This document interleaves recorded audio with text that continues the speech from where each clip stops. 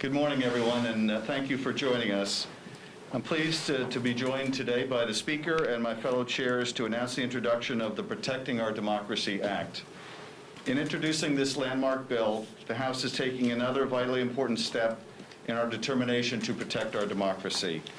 Since taking office, Donald Trump has viewed the constraints on his power and the demand for basic transparency and accountability as an inconvenience. He has claimed extraordinary power, bent and broken the law, and purposely undermined the rule of law. He has probed for where his powers are least constrained, bound only by norms for which he has no interest. And where he has found weakness, he has exploited it with grave consequences for our nation. The House Democratic Caucus, under the leadership of the Speaker and all the chairs represented here, as well as many others, has stood strong. We have defended the law, the Constitution, and our nation's values, even impeaching the President when he was caught abusing his power in an effort to extort a foreign partner for dirt on his opponent. Today is the latest step in our critical effort to hold this President and all presidents accountable. This bill is the culmination of many months of work by the caucus to identify the most crucially needed reforms to our laws to constrain a lawless president. Some of these reforms have been contemplated for years. Others became necessary only when we witnessed the serial abuses of power by this president. This bill is essential, not just because Donald Trump's presidency has been so damaging, though it has been, but because we owe it to the American people to put in place meaningful constraints on power, fix what is broken, and ensure that there is never again another Richard Nixon or Donald Trump for either party. What has become painfully clear is that even in a dangerous world, the threat to our democracy from outside the country is less than the threat from within. The guardrails that have been built over the course of the country's history and strengthened after Watergate have been shaken and broken. To take just one example, Donald Trump has abused the pardon power in a fashion that no previous president has ever done. The power to pardon or commute sentences is embedded in the Constitution and is one of the least restrained powers the president wields. A president may use this power to correct unjust sentences or to show mercy to those who have reformed. But instead, this president has used it to reward his friends and cronies, even using it to commute the sentence of his longtime political advisor, Roger Stone, for lying to Congress in an effort to cover up for the president. This is not what the founders had in mind. That's why we've included a provision to deter the abuse of the pardon power by subjecting pardons to new transparency requirements if they concern a case that directly involves the president or their family. This is just one of many important provisions in the bill to prevent the abuse of presidential power, strengthen our system of checks and balances, and prevent interference in our elections. After Watergate, Congress enacted a series of landmark laws and reforms. They changed the way that politics was conducted. They established laws to prevent the abuse of authority and to ensure that it would be discovered. We are taking a similar step today to restore our checks and balances, to protect our elections, and to protect the legacy of our founders. And with that, I'm pleased to turn this over to our leader, Speaker Pelosi. Thank you very much, Chairman Schiff, for your great leadership and your excellent statement. I associate myself fully with your remarks, and I come to this podium to thank the chairs for the great work that they have done to protect our democracy. Adam Schiff, who's led us in this discussion, Chairman Jerry Nadler of the Judiciary Committee, Chairwoman Carolyn Maloney of the Oversight and Reform Committee, Chairman John Yarmouth of the Budget Committee, Chair Zoe Lofgren, who will be with us virtually shortly, Chair of the House Administration Committee, Chairman Elliot Engel from Foreign Affairs, and Chairman Richie Neal, Chair of the Ways and Means Committee. Our founders, in their wisdom, put guardrails into the Constitution of the United States because they knew that someone might overplay his or her hand. They probably could not envision a president who would kick over the guardrails and that the Senate of the United States would be complicit in that undermining of the Constitution of the United States, ignoring, dishonoring the oath of office that we all take to protect and defend the Constitution of the United States and everything that the Constitution stands for. During this once-in-a-generation moment, the Congress has a sacred obligation for the people to defend the rule of law and restore accountability and basic ethics to the government. And that is exactly what we are doing with Protect Our Democracy Act. So this legislative pact is sweeping, designed to address the president's staggering litany of abuses and ensure that they can never happen again by anyone. This package is future-focused, intended to restore checks and balances not only during this term, but for any future president. Our chairs have crafted a robust reforms package that can stand up and prevent an assault on our democracy, including the abuse of the pardon power that distinguished Mr. Schiff had talked about, the soliciting of foreign interference in U.S. elections, the retaliatory attacks on whistleblowers, politicization of the tools of justice, abuse of office for personal enrichment, and contempt of Congress's oversight powers on behalf of the American people, including our lawful subpoena power. This is essential to our Constitution, our system of checks and balances, separation of powers, each branch of government having a check on other branches of government. It is sad that the president's actions have made this legislation necessary. As with other things, he gives us no choice. For centuries, our presidents have shown a respect for the rule of law and the norms and the institutions that uphold our democracy. Now America has a choice to repair and strengthen our democracy or to look the other way and enable its actions. Enablers. That's what those who support the president's actions are. Enablers of undermining the Constitution of the United States. Let us recall the words of Benjamin Franklin. We've quoted them over and over. On the final day of the Constitutional Convention, he came out onto the steps of now called Constitution Hall as our Constitution was adopted. As he descended the steps, people asked, Dr. Franklin, what do we have, a republic or a monarchy? He said, as you know, a republic, if we can keep it. This Congress, Article 1 of the Constitution, the legislative branch, the first branch of government, will uphold our solemn duty to keep our republic, including by passing this bill. With that, I'm very pleased to yield to the distinguished chairman of the Judiciary Committee, who has been a champion for decades on upholding our oath of office to the Constitution of the United States, Chairman Nadler.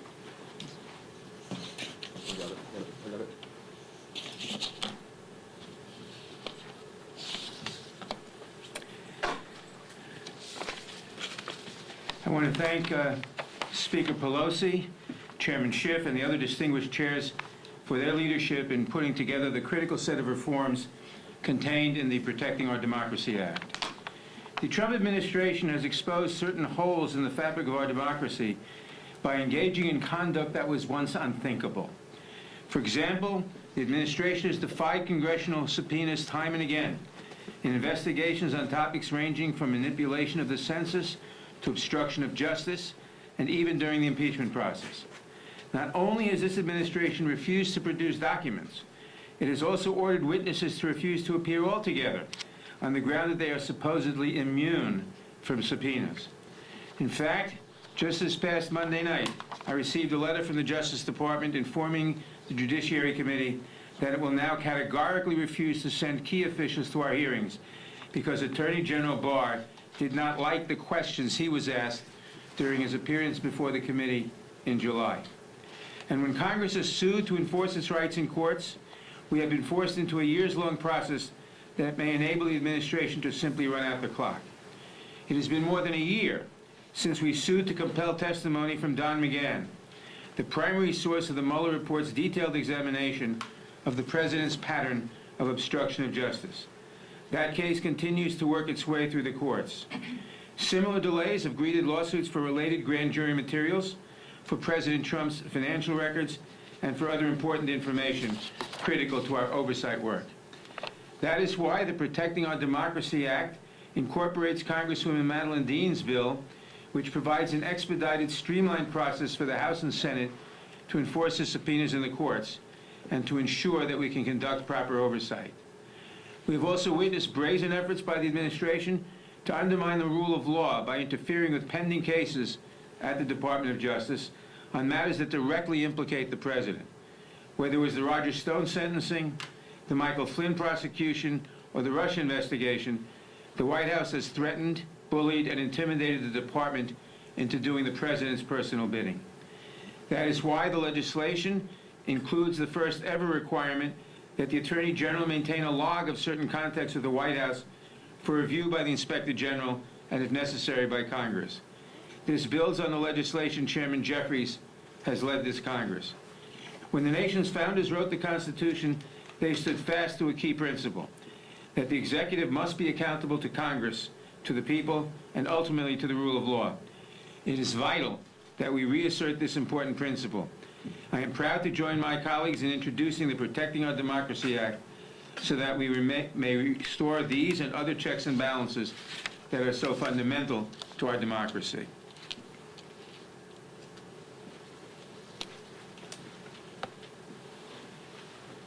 As I bring on Congresswoman Maloney, I want to join the distinguished chairman in acknowledging legislation of other members of Congress that are contained in the chairman's legislation that they are putting forth, and chairwoman's.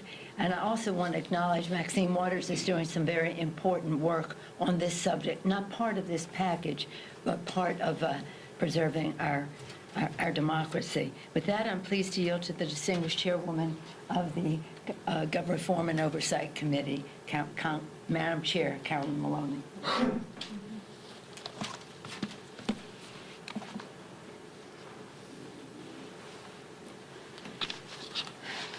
Good morning. I'm proud to stand here with Speaker Pelosi and my colleagues in government, many of whom are with us chairing committees that have produced this legislation. And I'm very pleased to join them in introducing the Protecting Our Democracy Act to prevent presidential abuses of power and strengthen advocacy and transparency and accountability. Former Oversight Chairman Elijah Cummings often said, "We are in a fight for the soul of our democracy." We are witnessing a president who retaliates against whistleblowers and inspectors general, obstructs investigations to root out waste, fraud, and abuse, and openly mocks the law. It must stop. We have an obligation to take immediate action to rein in this terrible behavior. This landmark legislation will strengthen protections for inspector generals by only allowing an IG to be removed for specific reasons and prevent them from being fired for political retaliation. I introduced the Inspector General Independence Act with Majority Leader Hoyer and several other members after President Trump retaliated against inspectors general at the Department of Defense, the Department of Transportation, State Department, and other agencies. This package also increases protections for whistleblowers who expose waste, fraud, and abuse. The Trump administration has engaged in a sustained assault on whistleblowers. Federal workers have been harassed, fired, embarrassed, demoted. I introduced the Whistleblower Protection and Improvement Act along with Oversight Subcommittee Chair Jerry Conley to give whistleblowers the opportunity to challenge retaliation in court and prohibit disclosing a whistleblower's identity. Whistleblowers helped our committee expose abuses in the White House security clearance process, the administration's nuclear deal with Saudi Arabia, and investigations into ethics abuses and mismanagement at the Postal Service and the Census Department by administration officials. This package of reforms also closes loopholes that President Trump has exploited by installing unqualified people as acting agency heads and inspector general. Finally, the bill helps ensure that the line between official business and political activity is not erased. The Trump administration has openly mocked and violated the Hatch Act. For example, former senior advisor Kellyanne Conway broke the law dozens of times and the Office of the Special Counsel recommended that she be fired. President Trump refused to act. Recently, he used the White House and other federal landmarks for partisan political purposes during the Republican National Convention.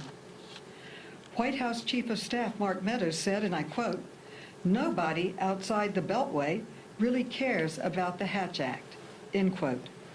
He's wrong. Taxpayers care.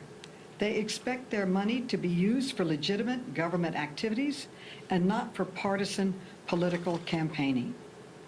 The Protecting Our Democracy Act authorizes the Office of Special Counsel to fine senior political appointees up to $50,000 if they break the law, and the president refuses to hold them accountable. This bill ensures that no one is above the law and that all employees are held accountable for their actions. Now it is my honor to introduce the distinguished chair of the Budget Committee, Representative Yarmouth. Thank you, Madam Chair. Good morning, everyone.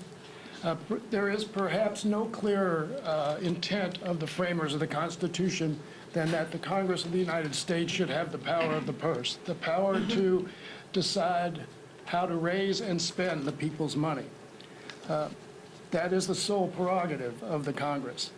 The President's role, as embodied in his oath of office, is to faithfully execute the laws of the country. In this case, in the relevant case, Congressional Appropriations. Of course, throughout history, many presidents have tried to circumvent congressional spending decisions in order to advance their own personal agendas or philosophical agendas. And on at least three different occasions, Congress tried to push back on that by setting some guardrails, as we've mentioned several times already today. The first time in 1884, the Anti-Deficiency Act, which prohibits the president from spending money that has not been appropriated by Congress. The second time in 1974, when we created the Impoundment Control Act, which was to prevent the administration from refusing to spend funding that has been appropriated by the Congress, and then creating the Government Accountability Office, which is an independent agency whose mission is to oversee the spending activity of the various administrations. Despite these guardrails, this undermining of congressional authority has continued to take place, and I don't think there's ever been a more brazen violator of the power of the purse than Donald Trump. What's made it worse is it's not in advance of the times he's used it is not in advance of some philosophical agenda. It's his own personal political agenda. We saw that when he tried to withhold funding for Ukraine in order to get assistance in his re-election campaign. That brought one of the articles of impeachment that we passed in the House. When he's moved military funding to pay for the Mexican wall, rather than having the Mexicans pay for it, he used military appropriated funds. And even within the last 10 days, threatening to withhold funding to cities whose policies he doesn't like and who thinks that they are anarchical in some way. So for all of these reasons, I introduced a bill called the Congressional Power of the Purse Act, and that is Title V of the Protecting Our Democracy Act. Has three major tenets. It restores Congress's central role in funding decisions. It increases transparency and accountability on the behalf of the administration through OMB, and it strengthens existing budgetary law in a number of ways through reporting requirements, through requiring congressional ratification of decisions to withhold funding, to require the Department of Justice to investigate any illegality that the Government Accountability Office may find, and finally by imposing penalties on those who violate the law. Unfortunately, the Anti-Deficiency Act, which again was passed in 1884, authorizes penalties. The Impoundment Control Act doesn't. So if you violate the Impoundment Control Act, it's okay, you broke the law, so what? Well, we changed those flaws and loopholes, and again, strengthen the existing guardrails so that we can reassert the power of Congress to raise and spend the people's money. It's now my privilege to introduce a video with Chairwoman Lofgren.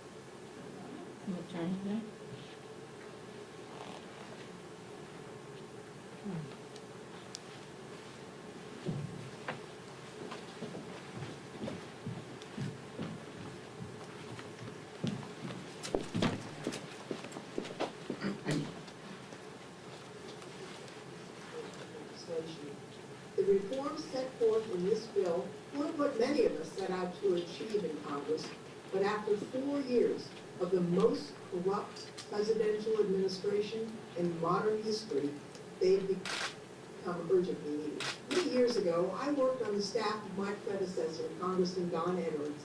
One of my assignments was working with the Judiciary Committee on the impeachment of President Richard Nixon. After President Nixon resigned, the Congress enacted a series of landmark laws and reforms to change the way politics was conducted and to prevent a future president from similarly abusing the power of his office. These measures prevented executive abuses, increased transparency and ethics requirements, improved campaign finance disclosure, and enhanced congressional oversight. In large part, they worked pretty well, until now. President Trump, throughout his term of office, has shown zero regard for the safeguards designed to protect our democracy and the rule of law. In fact, he's subverted them. And today, as it was in the time of Richard Nixon, it is now necessary for the Congress to enact new reforms that restore our system of checks and balances. An important aspect of these reforms is to protect our elections from foreign interference. Most Americans already know that if a foreign adversary reaches out about interfering in our elections, we should report that contact. Instead, the Trump campaign and White House have welcomed and repeatedly solicited foreign assistance for the president's political activities. The Protecting Our Democracy Act creates a duty to report illicit offers of campaign assistance from foreign governments. It requires political committees, candidates, and their immediate family members to report foreign offers of assistance to federal authorities. The bill also clarifies that the definition of, quote, a thing of value, unquote, in the Federal Election Campaign Act, it includes a prohibition on foreign donations of information that is sought or obtained for political advantage, information like opposition research and private polling. This ensures that individuals engaging in dishonest conduct with foreign actors influence the outcome of our elections are held accountable. The past 4 years have shown that the Congress and the American people face a lawless president, and reform is needed. Together, the proposals laid out by my colleagues here today reflect our determination to ensure that the foundation of our democracy, enshrined in our Constitution, will be sustained for generations to come. Chairman Engel.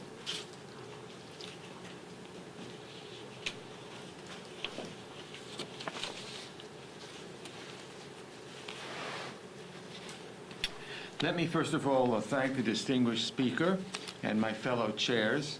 Looking around at my colleagues, it occurs to me it's really remarkable what the House committees have done to shine a light on this administration's abuses and corruption since Democrats won back the House.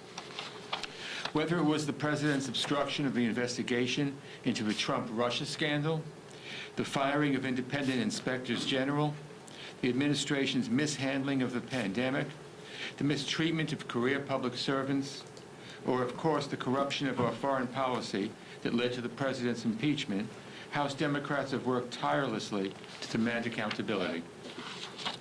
Now, let's be clear. Nothing we've accomplished, none of the answers we've gotten for the American people, or the abuses that we've uncovered are because this administration respects Congress's oversight authority as a co-equal branch of government. It's quite the opposite. We've been fortunate that in some cases, dedicated public servants have come forward, public servants who knew they might face bullying, harassment, retaliation, maybe even from the president himself. That was especially true during impeachment. But the president and those around him think that they're above the law and accountable to no one. I've been around here for a while now. For most of that time, a subpoena was a chairman's tool of last resort. That's because for most of that time, administrations understood Congress's oversight role, even if they weren't happy about it. Trump threw all that out the window. I signed a subpoena during the impeachment inquiry that Mike Pompeo just simply ignored. I signed another one a few weeks ago, and he only capitulated once I threatened him with contempt, a black mark that might follow him around when he decides to run for some other office in a few years. So how can one branch exercise constitutional checks and balances when another branch doesn't seem to care about the Constitution? This behavior has set a profoundly dangerous precedent. I hope during the next administration the pendulum swings back, but we're not willing to take that risk. This legislation we're offering gives our oversight tools sharper teeth, tools to enforce our subpoenas, expedited judicial processes, fines for government officials who refuse to comply. I hope these tools won't be necessary, but it's clear that Congress needs to stand up and reassert our power as a co-equal branch of government. Let me now yield to the chairman of the Committee on Ways and Means, Mr. Neal.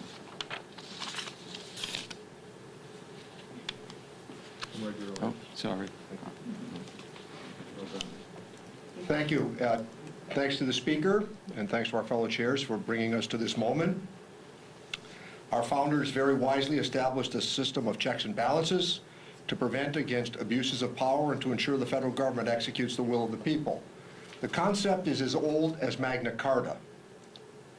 It is as young as the American Constitution, and a reminder that the American Revolution in some matter was the ability of the people to question the executive ruler. We are seeing a fundamental system that is now being put to test.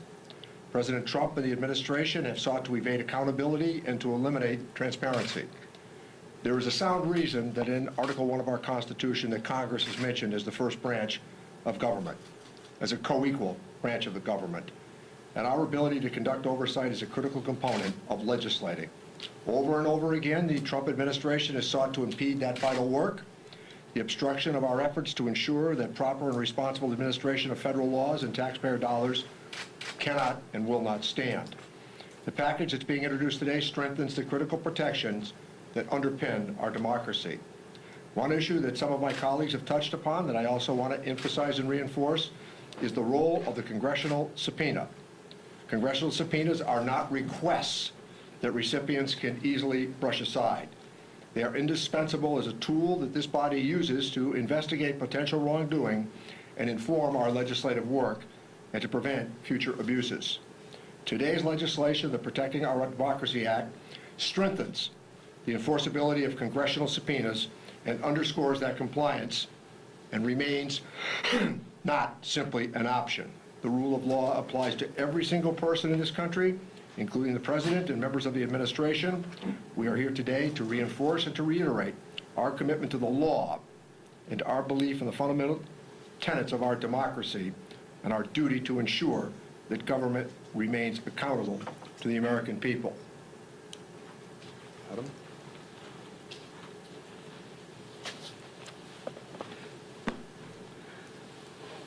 I want to thank my fellow chairs and thank the Speaker who has to go on to other responsibilities. We're happy to take a few questions. Before we do, though, I want to acknowledge the work of other members of the caucus.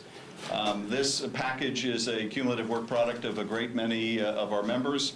And joining in that effort and reflected in the bill itself is the work of Representative Cohen, Representative Connolly, Representative Dean, Representative Jeffries, Representative Liu, Representative Porter, Representative Raskin, Representative Scanlon, Representative Spear, and Representative Swalwell, all of whom are also original co-sponsors of the legislation.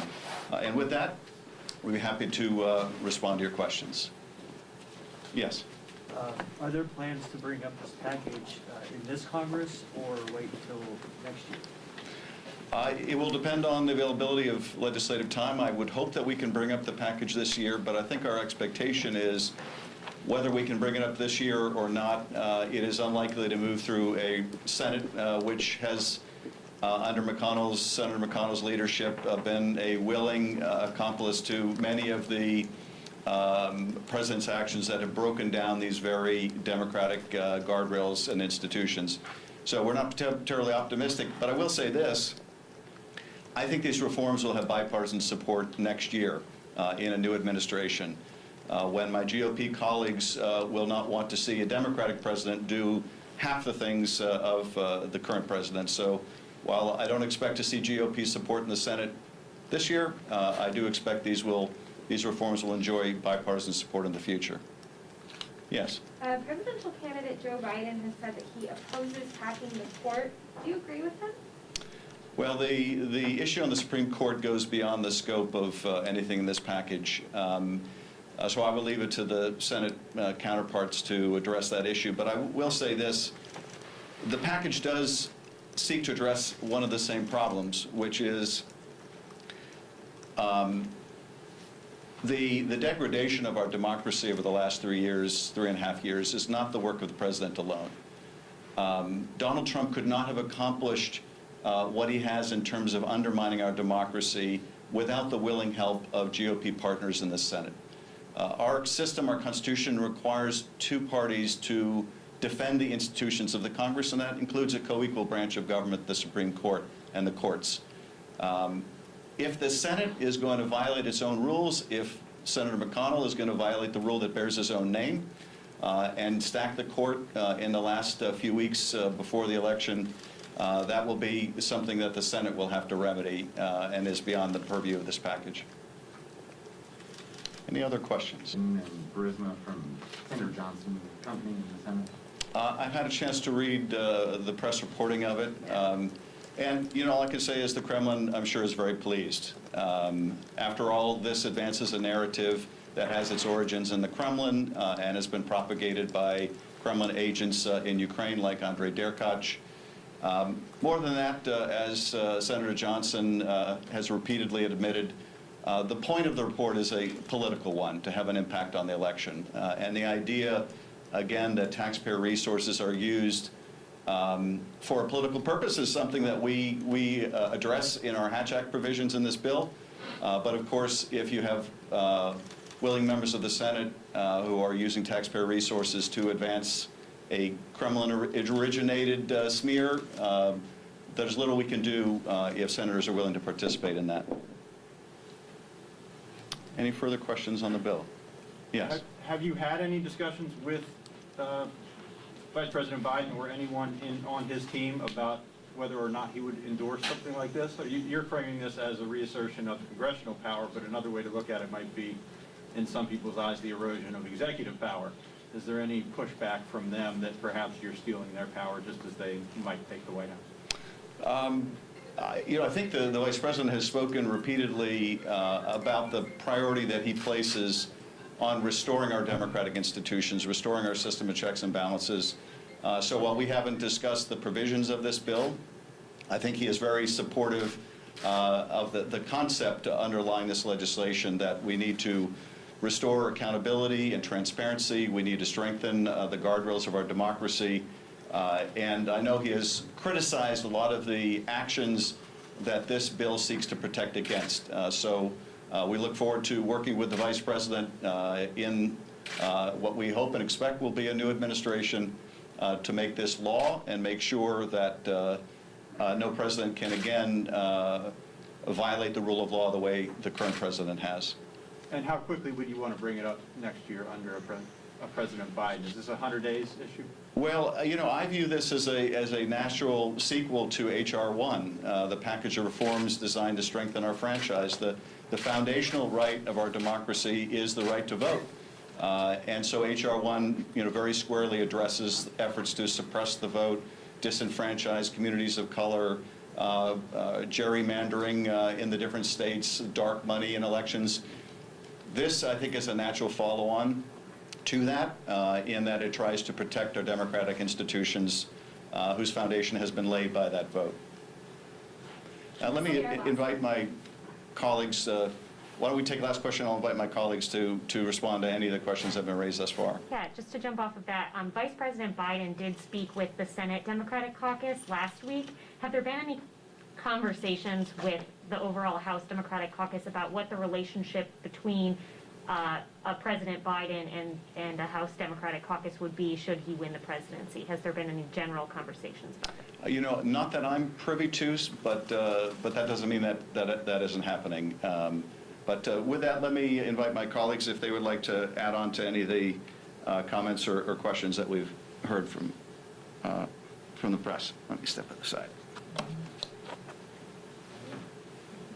Any? Just say one thing on Vice President Biden, when he served with President Obama, was constantly coming to our caucus and speaking to us. He was he was friends with so many people. He had worked on so many issues. I proudly worked with him when he authored the Violence Against Women Act. So he has a tremendously strong relationship, I would say, with the Congress and the Senate, given his service. I had the occasion to hear him speak on a Zoom to some of my constituents last night, and he was very strong on all of these reform principles. He didn't specifically mention this bill, but the soul of our democracy and returning us to respect in the world and respect for our institutions. So I think, although we haven't spoken to him, just knowing his record, I think he'll be a strong supporter of this package. Thank you, everyone.